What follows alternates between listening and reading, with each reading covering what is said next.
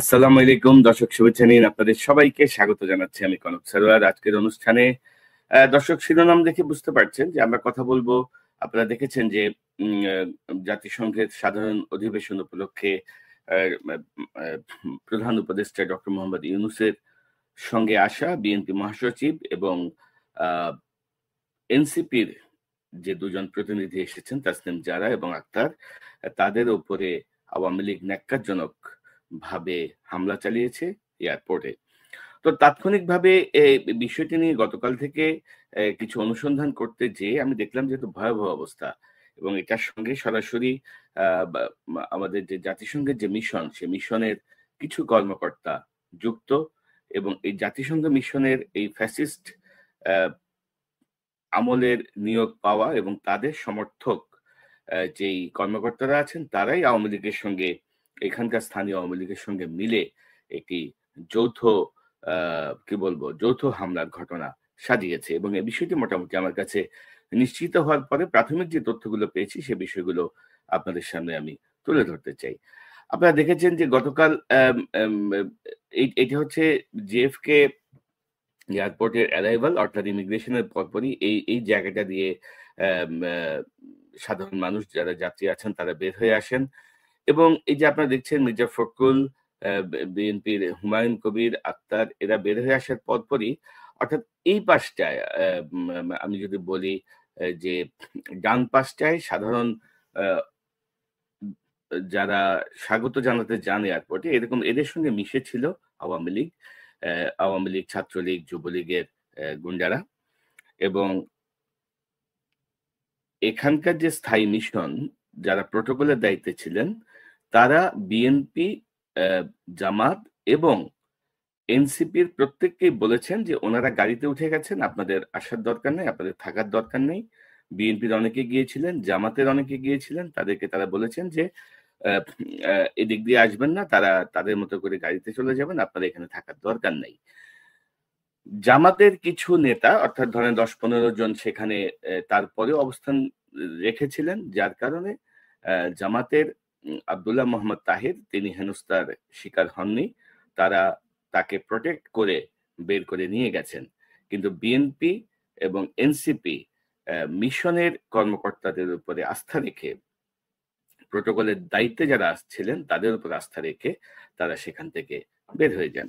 এবং আমি যদি দেখাই, আপনি যদি দেখেন যে মির্জা ফখরুল ইসলাম আলমগীর বিএনপির মহাসচিব তিনি কিন্তু অত্যন্ত অসুস্থ এবং আমি যদি ফুটেজটা দেখাই আপনি দেখেন যে তাকে বের করে আনা দরকার ছিল হুইল চেয়ারে এবং আপনি দেখেন তার হাঁটতেও কষ্ট হচ্ছে।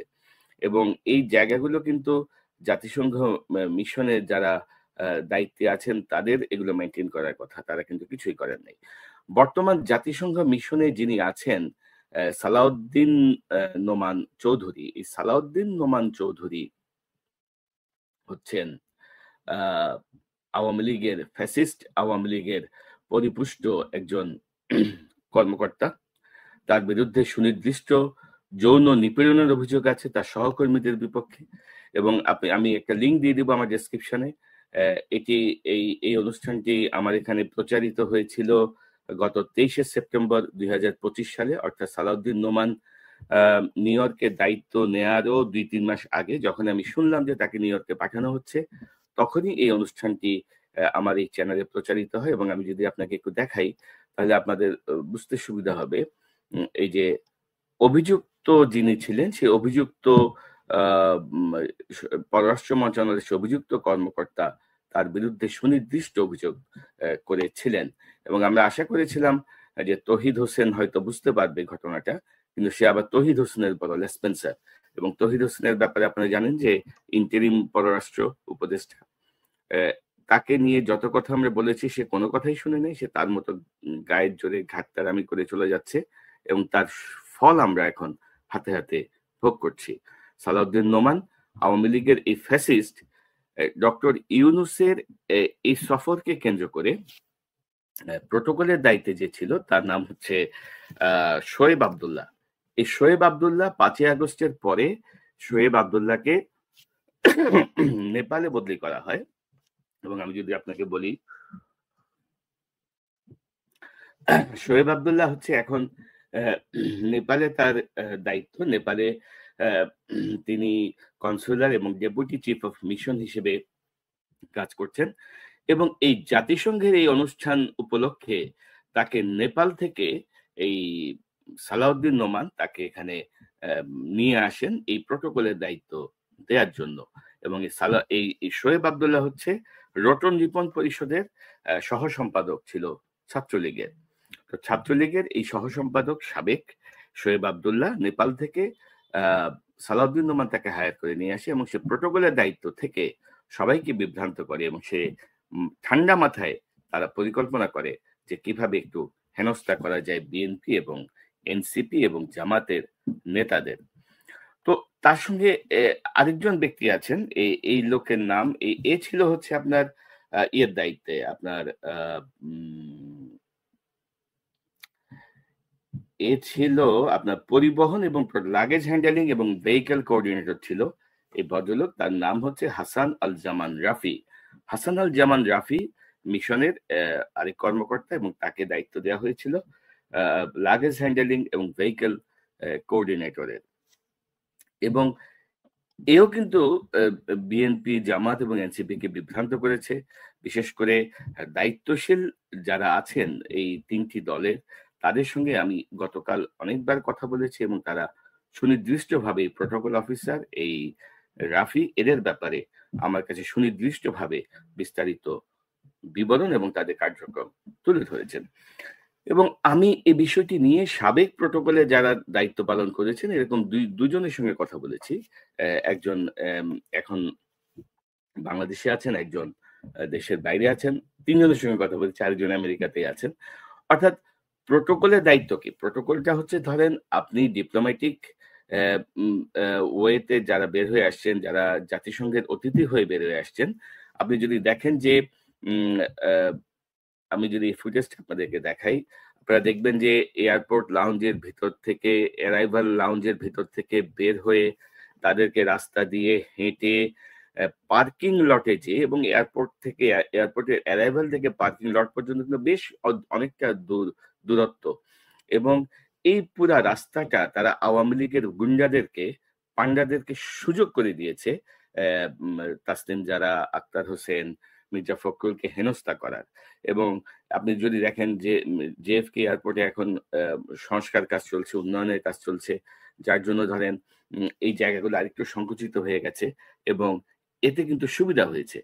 অথচ প্রোটোকল এবং ভেহিকল কোঅর্ডিনেটর তার যে দায়িত্ব সেটা হচ্ছে অতিথিরা যখন বের হয়ে আসবেন সেই সময়টায় গাড়িটাকে একেবারে মেইন এন্ট্রান্সের সামনে নিয়ে আসা, এবং এটা অ্যারেঞ্জমেন্ট করা খুব কঠিন কিছু না। এয়ারপোর্টে যারা কি বলবো এটাকে অথরিটি আছেন আর কি, তাদের কাছে বললে, পোর্ট অথরিটির কাছে তারা যদি বলেন যে এরা হচ্ছেন জাতিসংঘের আমন্ত্রিত অতিথি, পোর্ট অথরিটি তাদের জন্য এই ব্যবস্থাটা করবে। তারা কিন্তু এটা করে নাই, যার ফলে অ্যারাইভাল লাউঞ্জ থেকে বের হয়ে তাদেরকে দীর্ঘ পথ হেঁটে যে গাড়িতে উঠতে হয়েছে এবং সেখানেও কোনো প্রোটোকল ছিল না। গাড়ি ঘিরেও তারা অনেক বেয়াদবি করেছে আওয়ামী লীগের গুন্ডারা। তো এবং আরেকজন প্রোটোকল অফিসার আমাকে বলছিলেন যে ধরেন যখন এসব ঝুঁকি থাকে, যে হাসিনার সময় তিনি প্রোটোকলের দায়িত্বে ছিলেন, তিনি বলছিলেন যে হাসিনার সাথে তো ধরেন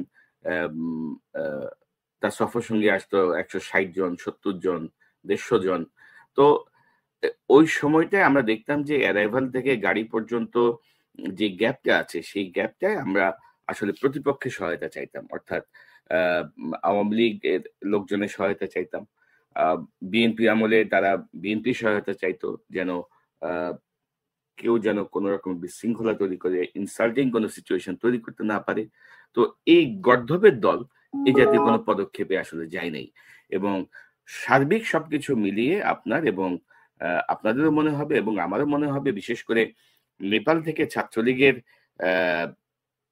নেতাকে প্রোটোকল অফিসার হিসেবে সাময়িকভাবে নিয়ে আসাটাই সবচেয়ে বড় একটি বিষয় বলে আমার কাছে মনে হচ্ছে। তো এই যে জায়গাটা, এবং আমি আপনাদেরকে আরেকজন ব্যক্তিকে দেখাতে চাই, এর নাম হচ্ছে এমদাদুল ইসলাম, এমদাদুল ইসলাম চৌধুরী। এই ছিল সাবেক পররাষ্ট্রমন্ত্রী আলগা মোমেন খ্যাত একে আব্দুল মোমেনের পিএস, সেই এমদাদুল ইসলাম চৌধুরী কিন্তু এখনো জাতিসংঘের মিশনে কার্যকর।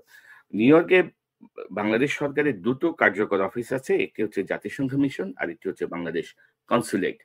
কনসুলেট মূলত পাসপোর্ট, নো ভিসা রিকোয়ার্ড বা বিজনেস বা অন্যান্য বিষয়গুলো ডিল করে, আর জাতিসংঘ সংক্রান্ত সকল কাজ নিয়ন্ত্রণ করে জাতিসংঘের বাংলাদেশের স্থায়ী মিশন। এখানে একজন রাষ্ট্রদূত সহ বিশাল অফিস, প্রচুর মানুষজন এখানে আছেন।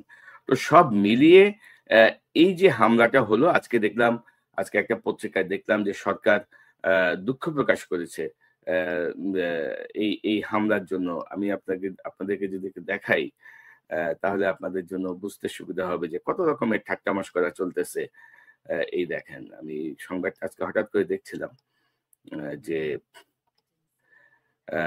নিউ ইয়র্কে ডিম নিক্ষেপের ঘটনায় গভীর দুঃখ প্রকাশ করেছে সরকার। অথচ এই যে সরকারের দায়িত্ব যারা ছিল, সরকারের দায়িত্বে যারা ছিলেন, তারা কিন্তু এই ঘটনার সঙ্গে যুক্ত, এবং তাৎক্ষণিকভাবে কোনো পদক্ষেপ কিন্তু এখন পর্যন্ত নেওয়া হয়েছে কিনা আমি জানি না। আর এখানে আওয়ামী লীগের গুন্ডারা যা করছে, আওয়ামী লীগ যা করছে, তাতে অনেকে হাই হাই করছেন, অনেকে লজ্জিত বোধ করছেন, এবং অনেকে ভাবছেন যে, বিশেষ করে আওয়ামী পন্থীরা ভাবছেন যে বিশাল অ্যাচিভমেন্ট তাদের হয়ে গেছে, তারা ডিম মেরেছেন, তারা অপমান করেছেন। কিন্তু বাস্তবতা হচ্ছে যে আমেরিকার কাছে আওয়ামী লীগ যে কত সহিংস এবং সন্ত্রাসী দল, এই বিষয়টি প্রমাণ করার জন্য আর নতুন কোনো দলিল দস্তাবেজ তুলে ধরতে হবে না।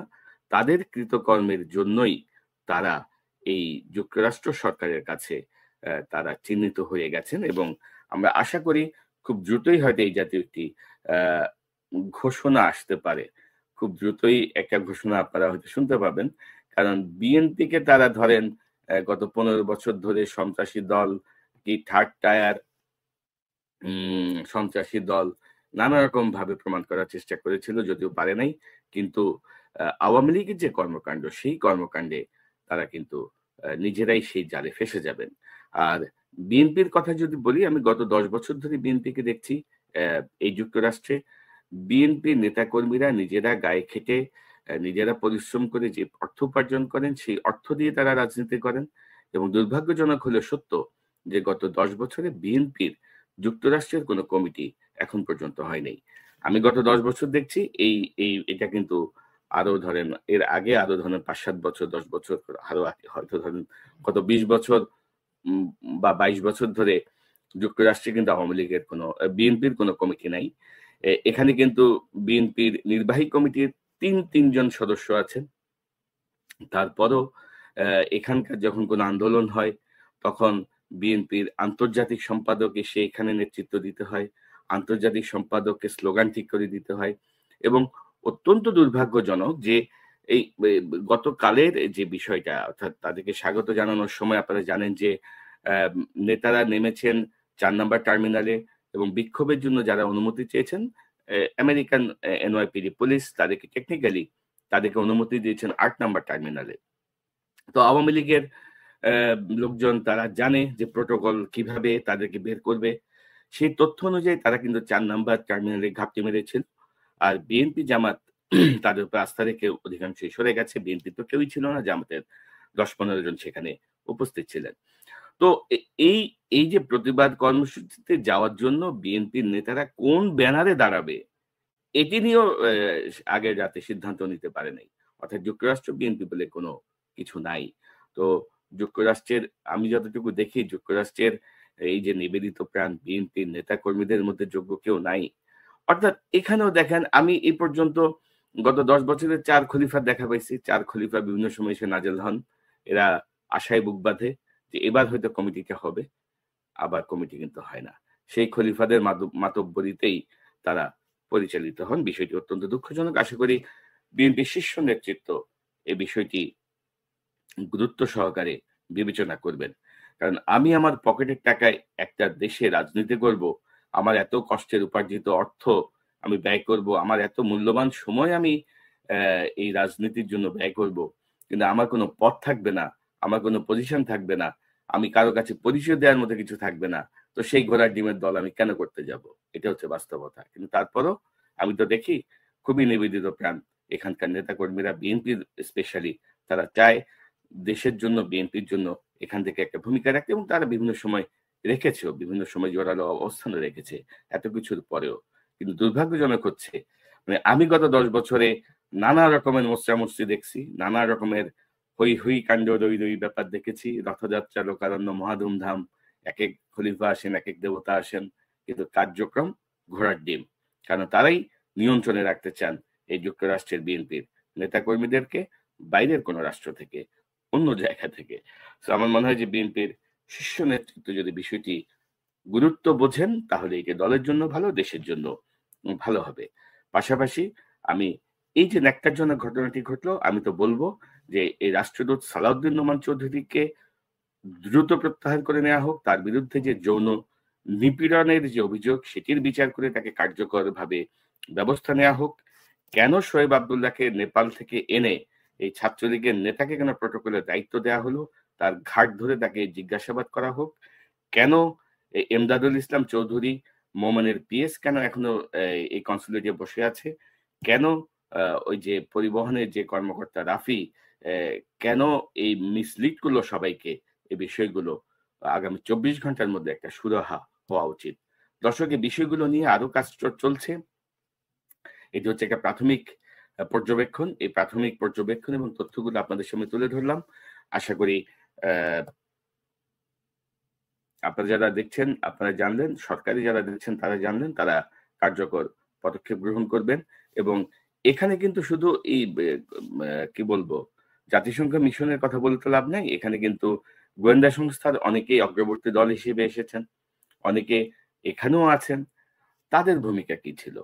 অর্থাৎ আমরা যে বারবার বলছি যে প্রশাসনকে ফ্যাসিস্ট মুক্ত করেন, সেনাবাহিনীকে ফ্যাসিস্ট মুক্ত করেন, মানে সরকারের কিন্তু কারো কোনো কানে যাচ্ছে না। এবং এই বিষয়গুলো কিন্তু ঘুরে ফিরে তাদেরকেই সাফারিংস এর মধ্য দিয়ে যেতে হচ্ছে, তাদের দিকে কিন্তু ঘুরে আসছে। দয়া করে কথা শোনার চেষ্টা করুন, দয়া করে কথা বোঝার চেষ্টা করুন। কোনো অনুরাগ বা বিরাগের বশবর্তী হয়ে আমি কোনো কথা বলছি না। আমি যা বলছি এগুলো হচ্ছে ফ্যাক্ট, এগুলো হচ্ছে কি বলবো, আপনাদের ভালোর জন্যই তুলে ধরা ইনফরমেশন।